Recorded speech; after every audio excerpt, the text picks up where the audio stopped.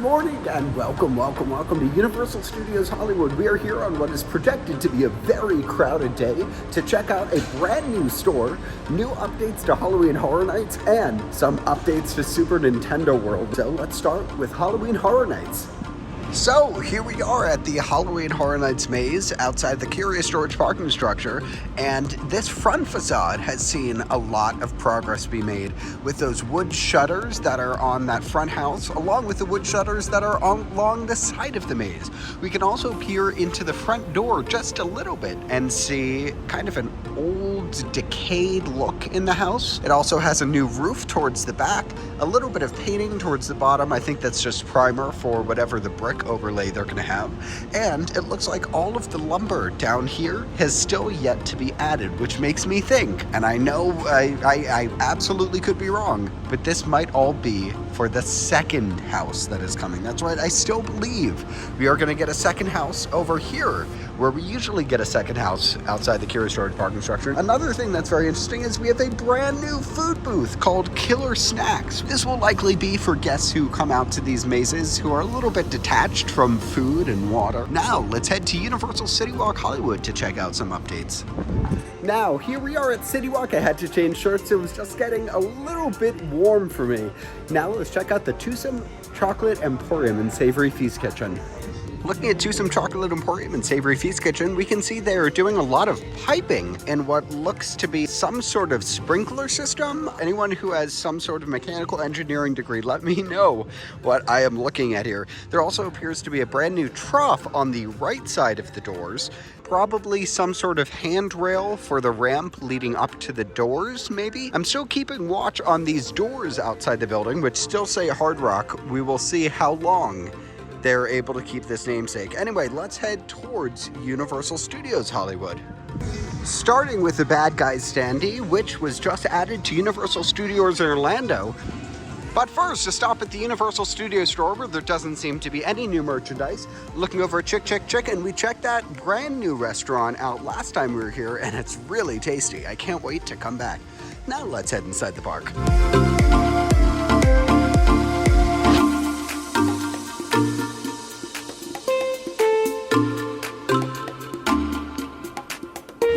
So it's 8:40, and while I am not the only person here waiting in line, I am the first person in line. Hopefully they'll start letting people in 5 minutes, and despite my better judgment, instead of rope dropping a ride, I intend to rope drop a gift shop.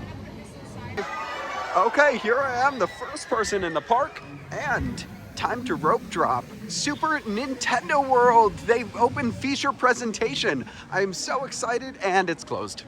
Of course it's closed. Oh my goodness. Of course it's closed. Why wouldn't it be closed? That's just my luck. So anyway, maybe we'll head to the lower lot and check out Super Nintendo World and then maybe hit it up on our way out. This is a new display outside the Universal Studios store for Jurassic World. I kind of like it. The lower lot is closed, but there is a line to enter, and of course I'm first in line for that. Here you can see the lines for both the Simpsons and the lower lot at about 8:50 a.m. First one going to the lower lot, and the first thing we're going to do is check out the Super Nintendo World construction.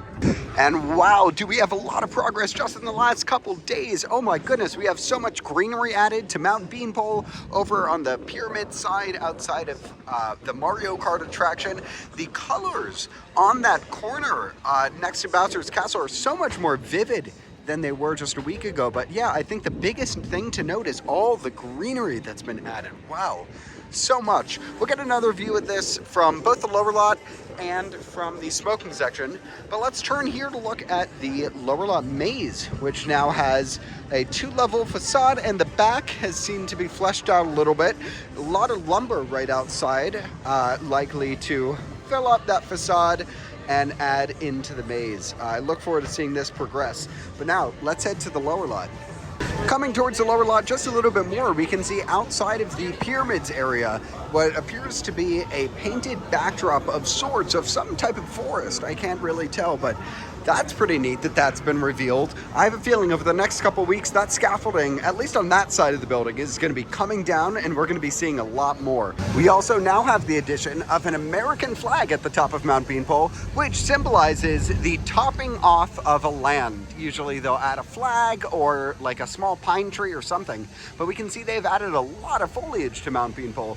Very exciting to see a lot of progression there. We can also see the scaffolding slowly starting to reveal one of the turrets of Bowser's Castle, at least from behind the studio store. Very neat views. So I just went on Jurassic World, which was cool because the Indominus Rex scene was in C mode, which means not only was the Indominus Rex not working, but it was covered by a giant black tarp. That's so rare. Anyway, coming into the Jurassic World store, we have some of that new Hawaiian or tropical themed merchandise that we have up in the upper lot at the Universal Studios store. It looks very pretty. I do really like this fanny pack. That's pretty neat. Now I'm going to head towards Transformers to check out the Warp Pipe entrance. It looks like they are getting ready for a very extended queue outside Studio Scoop. Here we are outside Transformers the Ride 3D, staring at the Warp Pipe entrance, and we can just see a lot more scaffolding. This area has seen a lot of progress just in the last couple weeks, and my guess is they're going to want this area to be complete long before the land is, so that they can reopen the Studio Cafe outside eatery.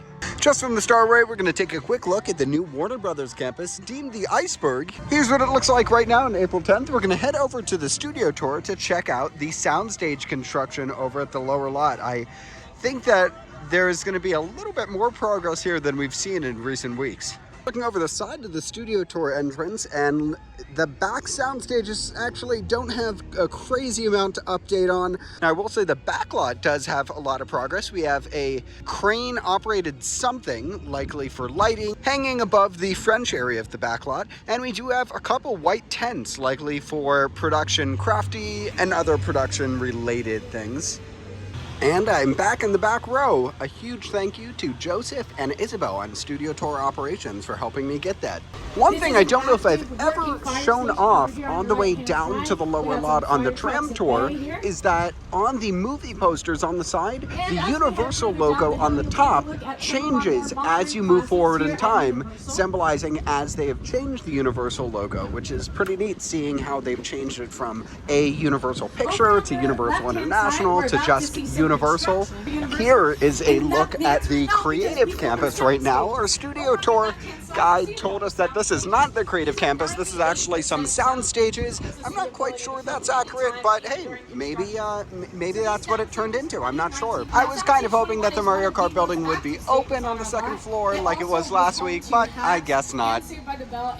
Taking a look here behind the Transformers stage at what appears to just be parking lot repaving.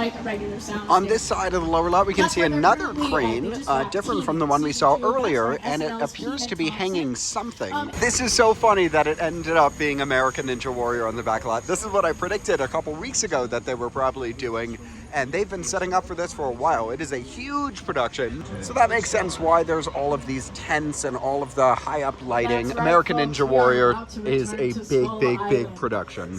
Coming around the side here, we can get a slightly different angle looking at American Ninja Warrior. Not a crazy amount we can see. Not anything notable to see on the backlot sound stages. Sorry for the bumpiness. The streets here in Little Italy are incredibly bumpy. You just survived the earthquake, the big one. That 8.3 on the Richter scale is a perfect example of a mechanical effect. Take a look at how these just passed the blue screen lake and got to see a little bit of construction. We're going to be there in just a second and see it a little bit up close. Look how much fog's coming out of this engine. You can barely see into it. Flatbed trucks from the Mojave Desert, and it had to be broken up into several pieces so that it could fit over the Here we can see a little bit more of the western town still under construction. I don't know if this is for a TV show, for horror nights, for a movie. But the blue wall is what we call Falls Lake like there's a big pit in front of it, and that's because seen in the Truman Show starring Jim Carrey. Now, I know that this is likely just a temporary set, but part of me thinks that it could be permanent. It seems like they're laying concrete foundations. Okay, I am receiving word that one of I you don't know on what board this is could the be, witness? but this I is have no idea really, what is really happening. interesting. Get Leaving wait Fast and the Furious Supercharged, we can see the Killer Snacks booth along with the side of whatever this maze is going to be. The iron frame has been set up, which will show the entrance to the queue for the house, and they will likely be lining up along the front and side. Thank you all. It's been lovely. Just getting off the studio tour, as I expected, this is our studio tour driver's first ever tour because she had notes with her. A couple of the facts might have been a little inaccurate. I don't know if you heard as we were looking at the lower lot construction. She thought the new creative campus was a couple of Soundstages, but that's good with me. Let's head into the Wizarding World of Harry Potter. I decided to do Flight of the Hippogriff because I have not done this in quite some time. Now, unfortunately, Harry Potter and the Forbidden Journey is down, so this wait is 55 minutes. God love Flight of the Hippogriff. From joining the line to getting off the ride, it was maybe 4 minutes. Not bad. I don't know if I mentioned, but today they are expecting close to 30,000 people. Yesterday they had over 30,000. As always, a lot of the crowds head to the Wizarding World of Harry Potter. An hour and 40 minutes and Production Central is not open, but we do have wait time, so let's check out the studio directory. Harry Potter and the Forbidden Journey still closed. Flight of the Hippogriff is 75 minutes. Ollivander 25. Studio Tour is 10. Secret Life of Pets is virtual. Despicable Me is 55. Simpsons Ride is 90. Kung Fu Panda 10. Jurassic World the ride is closed. Transformers at 60 and Mummy at 70. Walking away from the studio directory, heading this way towards the smoking section to check on Super Nintendo World, but also towards, oh my goodness, so much progress on Halloween Horror Nights. Let's check that out first. I spy with my little eyes a Horror Nights facade. This is very exciting. Now, to me, it's way too early to start doing guessing games. I could say it looks like the front of a theater. It really could be a church. It could be a pointed roof. This is just the back too. I have no idea what it's going to be. The virtual line is open, and as always, nobody is using the virtual line setup. So I got 3 virtual ride times. I don't know if I'm going to use any of them because I do have Express, but I also do have a feeling that at some point these will go by ways of Disney's Fast Pass and turn entirely digital. So at some point these will make nice souvenirs. Where Snowball does a meet and greet, we can see a little bit of the maze peeking out over the Parisian Courtyard, not a crazy amount. Decided to do Secret Life of Pets off the leash, and it does look like we do have a pretty long express queue. Just leaving Secret Life Pets off the leash, and it's nice that Snowball's out meeting and greeting. I love interactive characters here at Universal. Anyway, let's go over to Super Silly Funland to go check out the Super Nintendo World construction. Also, from the back of Super Silly Funland, right by the stroller parking, this area isn't always open. We can see just a little bit of the creative campus construction. Not much to see here, so let's head to Super Nintendo World. Here we are looking at Super Nintendo World. We can get a lot better view at the exposed new theming over on the Mario Kart side of the land.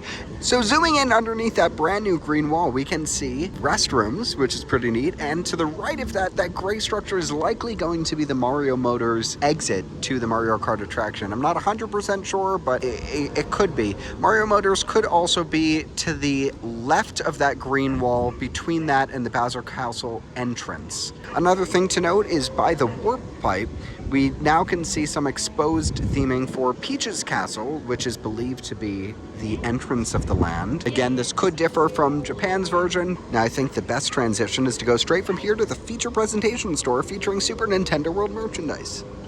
But before that, because we're leaving the smoking section, I do have to say, don't smoke, it kills you. Heading to the front of the park, you can see the crowds are crazy. This is just because it is a very crowded day.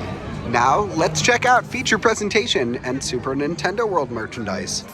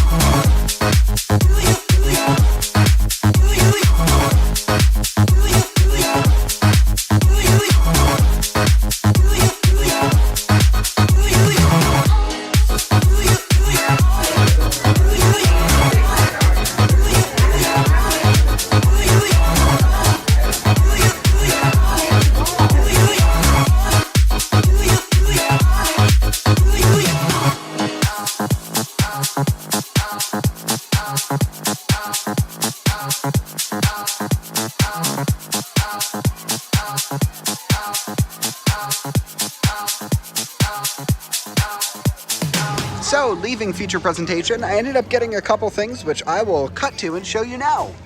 So in addition to this really cool bag, I got this Boo shirt, which is likely written in Japanese. Anyone who's Japanese, please let me know. And it has a Super Nintendo World logo on the side, not marked to Super Nintendo World Japan, just Super Nintendo World Universal Studios. And I got a Super Nintendo World Yoshi Milk Chocolate with Popping Candy Chocolate Bar. The shirt was the most expensive shirt I've ever got at a theme park at $35. They did not allow any discounts. Also a fun fact, if you want more Super Mario merchandise, you can come to Things from Another World Comics at Universal City Walk, and they have a wider assortment of Nintendo merch. Anyway, leaving Universal Studios Hollywood while it's still just a little bit crowded, thanks so much for joining me today. We checked out an all-new store, some lower lot construction, some construction on Super Nintendo World, Halloween Horror Nights, rode some rides, had some fun. Thanks so much for watching. I'll see you guys in the next one.